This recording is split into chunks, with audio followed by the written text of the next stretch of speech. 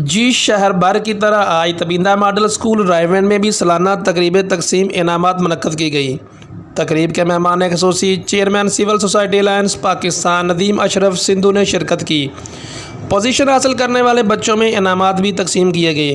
سالانہ تقریب میں M P A Mirza Javed, سابقہ M P A Peoples Party Rubina Butt نے بھی شرکت کی۔ مقامی شخصیات کے علاوہ والدین کی بڑی تعداد نے شرکت کی۔ مہمانوں نے پوزیشن حاصل کرنے والے بچوں میں انعامات بھی تقسیم کیے اور اپنے خیالات کا اظہار بھی کیا۔ قربان علی ڈھلو، ڈسٹرکٹ رپورٹر، پول نیوز، HD لاہور، رائے